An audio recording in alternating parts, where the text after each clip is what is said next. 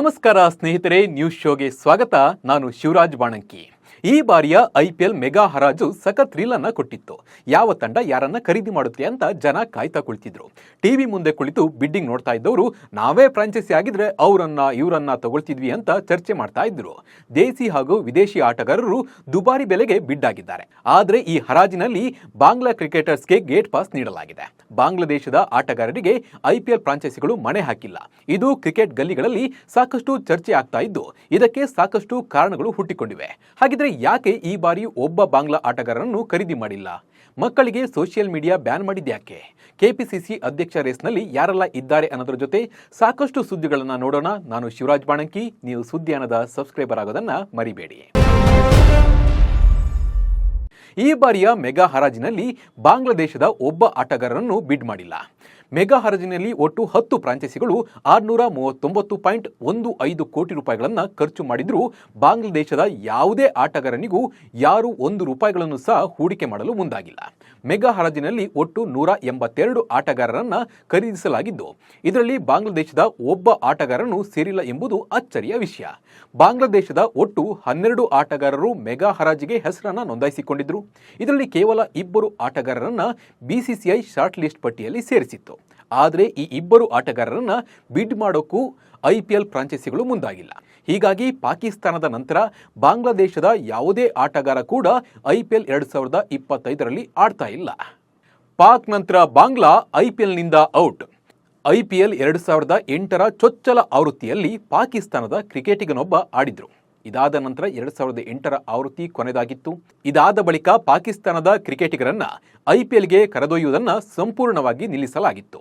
ಪಾಕಿಸ್ತಾನದಲ್ಲಿ ಹೆಚ್ಚಾಗುತ್ತಿರುವ ಭಯೋತ್ಪಾದನೆ ಮತ್ತು ಭಾರತದೊಂದಿಗೆ ಹದಗೆಟ್ಟಿರುವ ಸಂಬಂಧದಿಂದಾಗಿ ಪಾಕ್ ಕ್ರಿಕೆಟಿಗರ IPL ವೃತ್ತಿ ಜೀವನವನ್ನು ಸಹ ಕೊನೆಗೊಳಿಸಿತ್ತು. ಈಗ ಬಾಂಗ್ಲಾದೇಶದ ಆಟಗಾರರಿಗೂ ಇಂಥದೇ ಪರಿಸ್ಥಿತಿ ಎದುರಾಗಿದೆ. ಹಾಗಿದ್ರೆ ಯಾಕೆ ಈ ಬಾರಿ ಬಾಂಗ್ಲಾ ಕ್ರಿಕೆಟರ್ಸ್ಗೆ ಗೇಟ್ ಪಾಸ್ ನೀಡಲಾಗಿದೆ ಅನ್ನೋದನ್ನ ನೋಡೋಣ ಬನ್ನಿ. ಬಾಂಗ್ಲಾ ಕ್ರಿಕೆಟರ್ಸ್ಗಳನ್ನ ಯಾಕೆ ಖರೀದಿ ಮಾಡಿಲ್ಲ ಅನ್ನೋದಕ್ಕೆ ಸಾಕಷ್ಟು ಕಾರಣವಿದೆ. ಮೊದಲ ಕಾರಣ, ಬಾಂಗ್ಲಾ ಪ್ಲೇಯರ್ಸ್ ನೆಟ್ಟಗೆ ಆಡ್ತಾ ಇಲ್ಲ, ಪ್ರತಿಭೆಗಳ ಕೊರತೆ ಇದೆ. ಎರಡನೇ ಕಾರಣ ಅಂದ್ರೆ ಬಾಂಗ್ಲಾದೇಶ ಕ್ರಿಕೆಟ್ ಮಂಡಳಿಯು NOC ನೀಡಲು ಹಿಂದೇಟು ಹಾಕ್ತಾ ಇದೆ. ಮೂರನೇ ಕಾರಣ, ಬಾಂಗ್ಲಾದೇಶವು IPL ನಡುವೆ ಸರಣಿಯನ್ನ ಆಯೋಜಿಸುತ್ತಿದೆ. IPL ನಡುವೆ ತನ್ನ ಆಟಗಾರರನ್ನ ಹಿಂದಕ್ಕೆ ಕರೆದೊಯ್ಯುತ್ತದೆ ಅನ್ನೋ ಕಾರಣಕ್ಕೆ IPL ತಂಡ ಬಾಂಗ್ಲಾದೇಶದ ಕ್ರಿಕೆಟಿಗರನ್ನ ಆಯ್ಕೆ ಮಾಡದೇ ಇರಬಹುದು. ಇನ್ನು ಮುಸ್ತಾಫಿಜುರ್ ಕಳೆದ ಋತುವಿನಲ್ಲಿ CSK ಪರ ಉತ್ತಮ ಪ್ರದರ್ಶನವನ್ನು ನೀಡಿದ್ರು. ಆದರೆ ಅವರು IPL ಅನ್ನ ಮಧ್ಯದಲ್ಲೇ ಬಿಟ್ಟಿದ್ದು ಕೂಡ ಒಂದು ಕಾರಣ. ಎಲ್ಲಕ್ಕಿಂತ ಇಂಪಾರ್ಟೆಂಟ್ ಅಂದ್ರೆ ಬಾಂಗ್ಲಾದೇಶದಲ್ಲಿ ಹಿಂದೂಗಳ ವಿರುದ್ಧ ನಡೆಯುತ್ತಿರುವ ಹಿಂಸಾಚಾರ. ಇದೇ ಕಾರಣಕ್ಕೆ IPL ಫ್ರಾಂಚೈಸಿ ಬಾಂಗ್ಲಾದೇಶಿ ಕ್ರಿಕೆಟಿಗರನ್ನ ಯಾವುದೇ ತಂಡ ಖರೀದಿಸಿಲ್ಲ ಅನ್ನೋ ಬಗ್ಗೆ ಸೋಷಿಯಲ್ ಮೀಡಿಯಾದಲ್ಲಿ ಚರ್ಚೆ ಆಗ್ತಾ ಇದೆ. ಭಯೋತ್ಪಾದನೆಯನ್ನ ಬೆಂಬಲಿಸುತ್ತದೆ ಅನ್ನೋ ಕಾರಣದಿಂದಾಗಿಯೇ ಪಾಕಿಸ್ತಾನದ ಯಾವೊಬ್ಬ ಆಟಗಾರನಿಗೂ IPLನಲ್ಲಿ ಅವಕಾಶವನ್ನ ಸಿಕ್ಕಿರಲಿಲ್ಲ. ಅದೇ ರೀತಿ ಇದೀಗ ಹಿಂದೂಗಳನ್ನ ವಿರೋಧಿಸುತ್ತಿರುವ ಬಾಂಗ್ಲಾದೇಶಕ್ಕೆ ಇದು ಕೇಂದ್ರ ಸರ್ಕಾರ ಪರೋಕ್ಷವಾಗಿ ಟಾಂಗ್ ನೀಡುತ್ತಿದೆ ಎಂದು ಹೇಳಲಾಗ್ತಾ ಇದೆ. ಒಂದ್ ಕಡೆ ಪಾಕ್ ಜೊತೆ ಸೇರಿ ಹಿಂದೂಗಳನ್ನ ಹಿಂಸೆ ಮಾಡ್ತಿರೋದಕ್ಕೆ BCCI ಬಾಂಗ್ಲಾ ಕ್ರಿಕೆಟರ್ಸನ್ನ ಖರೀದಿ ಮಾಡಿಲ್ಲ ಅಂತ ಜನ ಚರ್ಚೆ ಮಾಡ್ತಾ ಇದ್ದಾರೆ. ನಾವು ಹರಾಜಿನ ಸುತ್ತಿಗೆ ಬಂದರೂ ನಮ್ಮನ್ನ ಬೇಕಂತಲೇ ಖರೀದಿಸಿಲ್ಲ ಎಂದು ಬಾಂಗ್ಲಾದೇಶದ ಆಟಗಾರರು ಅಳಲನ್ನ ತೋಡಿಕೊಳ್ತಾ ಇದ್ದಾರೆ. ನಮ್ಮ ಪವರ್ ಏನಂತ ಬಾಂಗ್ಲಾಗೆ ಚಿಕ್ಕ ಚಮಕ್ ಕೊಟ್ಟಿದೆ ಭಾರತ. 3 ವರ್ಷದ ಮಕ್ಕಳಿಂದ ಹಿಡಿದು 90 ವರ್ಷದ ಮುದುಕಿಯರು ಸಹ ಸೋಷಿಯಲ್ ಮೀಡಿಯಾವನ್ನು ಬಳಸ್ತಾರೆ. ಏಜ್ ಡಿಫರೆನ್ಸ್ ಇಲ್ಲದೆ ಪ್ರತಿಯೊಬ್ಬರು ಮೊಬೈಲ್ ಹಿಡಿದು ಫೇಸ್ಬುಕ್, ವಾಟ್ಸಪ್, ಇನ್ಸ್ಟಾಗ್ರಾಮ್ ಸೇರಿ ಸಾಕಷ್ಟು ಸೋಷಿಯಲ್ ಮೀಡಿಯಾವನ್ನು ಬಳಸ್ತಾರೆ. ಅದೊಂದು ಚಟ ಆಗಿದೆ. ಅದೆಷ್ಟೋ ಜನ ಇದರಿಂದ ಬದುಕು ಕಟ್ಟಿಕೊಂಡಿದ್ರೆ ಸಾಕಷ್ಟು ಜನ ಇದರಿಂದ ಬೀದಿಗೆ ಬಂದಿದ್ದಾರೆ. ಅದರಲ್ಲೂ ಮಕ್ಕಳು ಹೆಚ್ಚಾಗಿ ಇದಕ್ಕೆ ಅಡಿಕ್ಟ್ ಆಗಿದ್ದಾರೆ. ಅದಕ್ಕೆ ಕಾರಣ ಕೂಡ ಪೋಷಕರೇ. ಮಕ್ಕಳು ಊಟ ಮಾಡಲ್ಲ, ಹಠ ಮಾಡ್ತವೆ ಅಂತ ಮೊಬೈಲ್ ತೆಗೆದು ಅವುಗಳ ಕೈಗೆ ಕೊಡ್ತಾರೆ. ಹಾಗೆ ಮಕ್ಕಳು ಕೂಡ ಅದಕ್ಕೆ ಅಡಿಕ್ಟ್ ಆಗ್ತಾ ಇದ್ದಾರೆ. ಈಗ ಸೋಷಿಯಲ್ ಮೀಡಿಯಾ ಬಳಸುವವರಿಗೆ ಬಿಗ್ ಶಾಕ್ ಅನ್ನ ಕೊಡಲಾಗಿದೆ. ಅಂದ್ರೆ ಇನ್ನು ಮುಂದೆ ಆ ದೇಶದಲ್ಲಿ ಸೋಷಿಯಲ್ ಮೀಡಿಯಾ ಬಳಸೋ ಹಾಗೇನೇ ಇಲ್ಲ. ಯಾಕಂದ್ರೆ ಇಲ್ಲಿ ಸೋಷಿಯಲ್ ಮೀಡಿಯಾ ಬಳಕೆಯನ್ನ ಬ್ಯಾನ್ ಮಾಡಿದ್ದಾರೆ. ಯಾವ ದೇಶ, ಯಾಕೆ, ಎಷ್ಟು ವರ್ಷದವರಿಗೆ ಅನ್ನೋದನ್ನ ನೋಡೋಣ ಬನ್ನಿ. ಈಗಿನ ಮಕ್ಕಳು ಕೈಯಲ್ಲಿ ಚಾಕೊಲೇಟ್ ಬಿಟ್ಟು ಮೊಬೈಲ್ ಹಿಡಿತಾ ಇದ್ದಾರೆ. ದೊಡ್ಡವರಿಗಿಂತ ಮಕ್ಕಳೇ ಹೆಚ್ಚು ಕಾಲ ಸೋಷಿಯಲ್ ಮೀಡಿಯಾದಲ್ಲಿ ಕಳೀತಾ ಇದ್ದಾರೆ. ಇದಕ್ಕೆ ಕೊರೋನಾ ಕೂಡ ಒಂದು ಕಾರಣ ಅಂತಾನೆ ಹೇಳಬಹುದು. ಮಕ್ಕಳು ಹೆಚ್ಚಾಗಿ ಮೊಬೈಲ್ ಬಳಸುವುದರಿಂದ ಅವರ ಓದಿನ ಮೇಲೆ, ನಿದ್ದೆ ಮೇಲೆ, ಆರೋಗ್ಯದ ಮೇಲೆ ಸಾಕಷ್ಟು ಎಫೆಕ್ಟ್ ಆಗ್ತಾ ಇದೆ. ಹೀಗಾಗಿಯೇ ಆಸ್ಟ್ರೇಲಿಯಾದಲ್ಲಿ 16 ವರ್ಷಕ್ಕಿಂತ ಕಡಿಮೆ ವಯಸ್ಸಿನ ಮಕ್ಕಳಿಗೆ ಸೋಷಿಯಲ್ ಮೀಡಿಯಾ ಬ್ಯಾನ್ ಮಾಡಲಾಗಿದೆ. ಆಸ್ಟ್ರೇಲಿಯಾದಲ್ಲಿ ಸಾಮಾಜಿಕ ಜಾಲತಾಣ ಬಳಸದಂತೆ ರೂಪಿಸಿದ ನಿಯಂತ್ರಣ ವಿಧೇಯಕವು ಸಂಸತ್ನಲ್ಲಿ ಅಂಗೀಕಾರಗೊಂಡಿದೆ. ಮಕ್ಕಳ ಮಾನಸಿಕ ಆರೋಗ್ಯ ಕಾಪಾಡುವ ದೃಷ್ಟಿಯಿಂದ ಸಾಮಾಜಿಕ ಜಾಲತಾಣಗಳಿಂದ ನಿಷೇಧಿಸಲು ರಚನೆಯಾಗಿದ್ದ ಕಠಿಣ ನಿಯಮಗಳ ಸಾಮಾಜಿಕ ಜಾಲತಾಣಗಳ ಕನಿಷ್ಠ ವಯಸ್ಸು ನಿಯಂತ್ರಣ ವಿಧೇಯಕಕ್ಕೆ ಆಸ್ಟ್ರೇಲಿಯಾ ಸಂಸತ್ ಅಂಗೀಕಾರದ ಮುದ್ರೆ ಒತ್ತಿದೆ.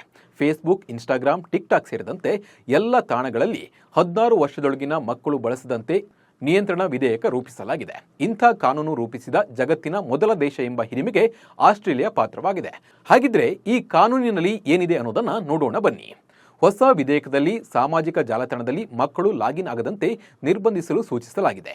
ಟಿಕ್ಟಾಕ್, ಫೇಸ್ಬುಕ್, ಇನ್ಸ್ಟಾಗ್ರಾಮ್, ಸ್ನ್ಯಾಪ್ಚಾಟ್, ಎಕ್ಸ್ನಂಥ ಸಾಮಾಜಿಕ ಮಾಧ್ಯಮ ಪ್ಲಾಟ್ಫಾರ್ಮ್ಗಳನ್ನು ಇನ್ಮುಂದೆ ವಯಸ್ಸಿನ ಮಿತಿ ನಿಯಮಗಳನ್ನು ಕಟ್ಟುನಿಟ್ಟಾಗಿ ಅನುಸರಿಸಬೇಕು.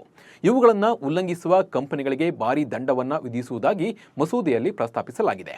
50 ಮಿಲಿಯನ್ ಆಸ್ಟ್ರೇಲಿಯನ್ ಡಾಲರ್ ಅಂದರೆ 275 ಕೋಟಿ ರೂಪಾಯಿಯಷ್ಟು ದಂಡವನ್ನು ವಿಧಿಸಬಹುದು ಎಂದು ಹೇಳಲಾಗಿದೆ. ನಿಷೇಧವು 2025 ಜನವರಿ 1ರಿಂದ ಪ್ರಾಯೋಗಿಕವಾಗಿ ಜಾರಿಗೆ ಬರಲಿದೆ. ಮಕ್ಕಳ ಖಾತೆ ಹೊಂದುವುದನ್ನು ನಿಷೇಧಿಸಲು ಜಾಲತಾಣಗಳಿಗೆ 1 ವರ್ಷ ಸಮಯವನ್ನು ನೀಡಲಾಗಿದೆ. ಸಾಮಾಜಿಕ ಮಾಧ್ಯಮಗಳಿಂದ ಮಕ್ಕಳ ಭವಿಷ್ಯಕ್ಕೆ ಧಕ್ಕೆ ಆಗಲಿದೆ ಎಂಬ ಕಾರಣಕ್ಕೆ ಈ ಒಂದು ನಿಯಮವನ್ನು ಜಾರಿಗೆ ತರಲಾಗಿದೆ. ಹೌದು, ಸರ್ಕಾರವೇನು ಈ ಕಾನೂನು ಜಾರಿಗೆ ತಂದಿದೆ, ಆದರೆ ಇದರಲ್ಲಿ ಸಾಕಷ್ಟು ಸಮಸ್ಯೆಗಳಿವೆ. ಏನೆಲ್ಲ ಸಮಸ್ಯೆಗಳಿವೆ ಅನ್ನೋದನ್ನು ನೋಡೋಣ ಬನ್ನಿ. ಸಾಮಾಜಿಕ ಜಾಲತಾಣಗಳು ಸಾಮಾನ್ಯವಾಗಿ 18 ವರ್ಷ ಮೇಲ್ಪಟ್ಟವರು ಮಾತ್ರ ಖಾತೆಗಳನ್ನು ತೆರೆಯಬಹುದು ಎಂತವೆ. ಆದರೆ ಬಳಕೆದಾರರ ವಯಸ್ಸು ಎಷ್ಟು ಅನ್ನೋದನ್ನು ಪತ್ತೆ ಹಚ್ಚುವುದು ಕಷ್ಟ. ಯಾಕಂದರೆ ಮಕ್ಕಳು ತಮ್ಮ ಪೋಷಕರ ನಂಬರ್ ಮೂಲಕವೂ ಖಾತೆಗಳನ್ನು ತೆರೆಯುತ್ತಾರೆ. ಹೀಗಾಗಿ ಸಾಮಾಜಿಕ ಜಾಲತಾಣಗಳ ಜೊತೆ ಚರ್ಚಿಸಿ ನಿಯಮಗಳನ್ನು ಜಾರಿಗೆ ತರಬೇಕಾಗುತ್ತದೆ. ಫೇಸ್ಬುಕ್ನಲ್ಲಿ ಇತ್ತೀಚೆಗೆ ಖಾತೆಗಳನ್ನು ತೆರೆಯುವಾಗ ನಿಜ ಬದುಕಿನ ಹೆಸರು ಬಳಸುವಂತೆ ಕೇಳುತ್ತೆ.